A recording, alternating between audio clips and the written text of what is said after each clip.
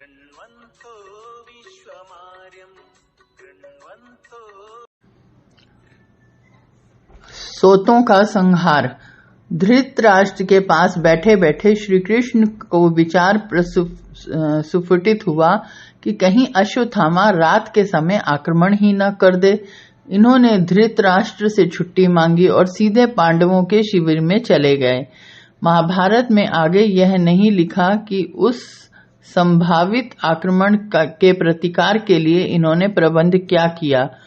कृप, अश्वत्थामा तथा कृतवर्मा ने दुर्योधन से जब वह अपने जीवन के अंतिम श्वास ले रहा था भेंट की थी। उसने मरते मरते अश्वत्थामा को सेनापतित्व का अभिषेक कराया था। रात के समय इन्होंने कहीं दूर जंगल में जाकर बिताया था। कृप और कृतवर्मा तो सो गए थे और अश्वत्थामा जागता रहा था। उस पर बदले का भूत सवार था। बैठे बैठे उसने अपने साथियों को जगा दिया और कहा कि जिस वृक्ष के नीचे हम विश्राम कर रहे हैं इस पर कौओं के घोंसले हैं। अचेत पड़े कौओं पर अभी उल्लू झपटा था। वह इन्हें सोते ही सोते में मार गया। मुझे पांडवों से बदला लेने का यह उपाय पसंद आया है कि उन पर निद्रित अवस्था में आक्रमण किया जाए। कृप ने, जो अश्वत्थामा का मामा था, इस विचार की नैतिक दृढ़ता प्रदर्शित कर उसे इस कुटिल कर्म से रोकना चाहा, परंतु अश्वत्थामा रुका नहीं। अंत में तीनों ने रात्रि के समय ही पांडवों के शिविर पर छापा मारा। ये सीधे पांचाल राज के आवास पर पहुंचे। धृष्टद्युम्न से अश्वत्थामा का विशेष द्वेष था, क्योंकि उसी ने योगावस्थित द्रोण का सिर कलम करके जमीन पर फेंक दिया था। जैसे हम ऊपर कह चुके हैं, इस क्रूर प्रहार की संभावना श्री कृष्ण ने की थी।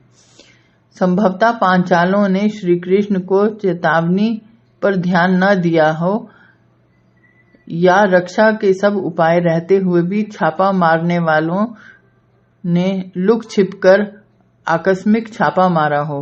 कुछ भी हो, तीनों योद्धाओं के हाथों अनेक वीरों का संहार एक साथ हो गया।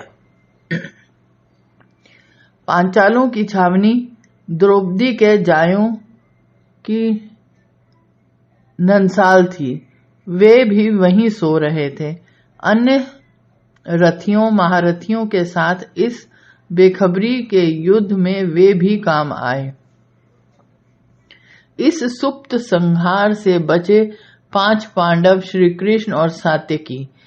इस प्रकार जहां कल की प्रलयंकर लड़ाई में कौरव दल के 3 महारथी बच गए थे, वहां आज के गुप्त छापे में पांडव सेना के भी केवल 7 महायोद्धा शेष रहे थे। दूसरे दिन कौरवों के प्रसाद में पांडवों की धृतराष्ट्र आदि गुरुजनों से भेंट और राजमहलों में रानियों का विलाप, ये दोनों दृश्य अत्यंत करुणाजनक हुए। भारतों का सारा अवशिष्ट वंश अब रण क्षेत्र में पहुंचा।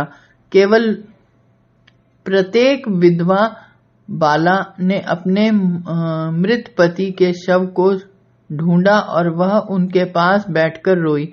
अभिमन्यु की धर्मपत्नी उत्तरा का विलाप अत्यंत रोमांचकारी था। उस गरीब का विवाह हुए अभी 6 ही मास हुए थे। मित्र अमित्र दोनों ने उस बाल विधवा की व्यथा देख संवेदना के अविरल आंसू बहाए।